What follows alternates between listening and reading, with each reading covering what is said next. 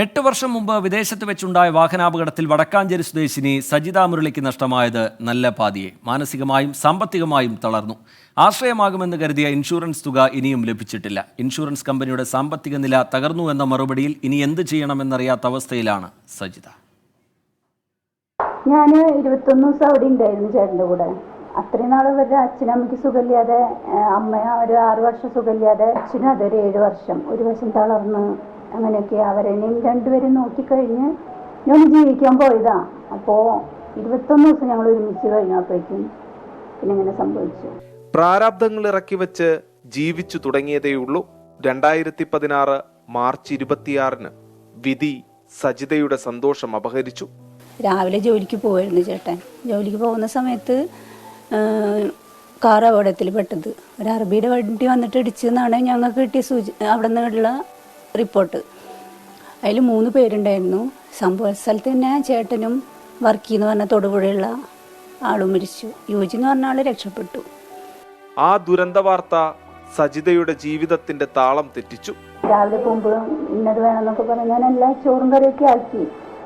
എന്നിട്ട് ഞാൻ ചേട്ടനെ വിളിച്ചുകൊണ്ടിരിക്കുമായിരുന്നു. പക്ഷേ കൂടെയുള്ള അടുത്ത ഫ്ലാറ്റിലെ റൂമിലെ ആൾക്കാരെല്ലാവരും അറിഞ്ഞിട്ടുണ്ട്. ഞാൻ മാത്രം അറിഞ്ഞിട്ടുണ്ടായില്ല. അവരെന്നോട് പറഞ്ഞില്ല. അവരുടെ മക്കളെ നോക്കണ ആ ചേച്ചി എന്നോട് പറഞ്ഞത് ഇങ്ങനെ പറഞ്ഞില്ല, ഒരു ആക്സിഡൻ്റാണ്, സീരിയസ് ആണ്. അപ്പം തന്നെ ഞാൻ ബോധം കിട്ട് വീണു. അങ്ങനെ ജീവിക്കാൻ വന്നിട്ട് ജീവിക്കാൻ പറ്റിയില്ലല്ലോ എന്നുള്ളൊരു ഇതായിപ്പോയി. പിന്നെ ബോധമൊക്കെ വന്നപ്പോൾ എനിക്ക് പിന്നെ ഞാൻ നോർമലായിരുന്നില്ല. മാനസികമായി തളർന്ന സജിതയെ അവിടെയുണ്ടായിരുന്ന മലയാളികൾ നാട്ടിലെത്തിച്ചു.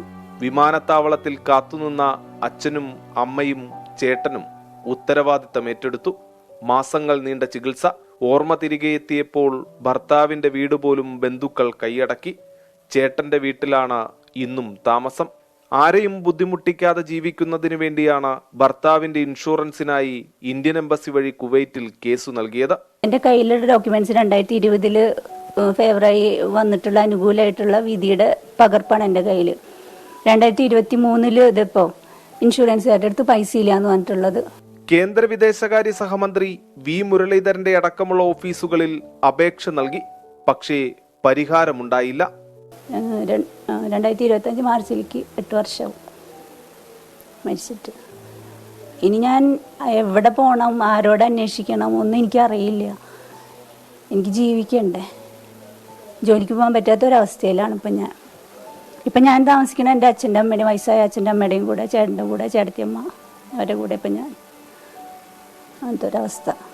വിളിച്ചാൽ ഫോൺ എടുക്കാത്ത വിദേശത്തെ അഭിഭാഷകനിലും മറുപടിയില്ലാത്ത മെയിലുകളിലും പ്രതീക്ഷയർപ്പിച്ച് അർഹമായ ഇൻഷുറൻസ് തുകയ്ക്കായി കാത്തിരിക്കുകയാണ് സജിത മുരളി.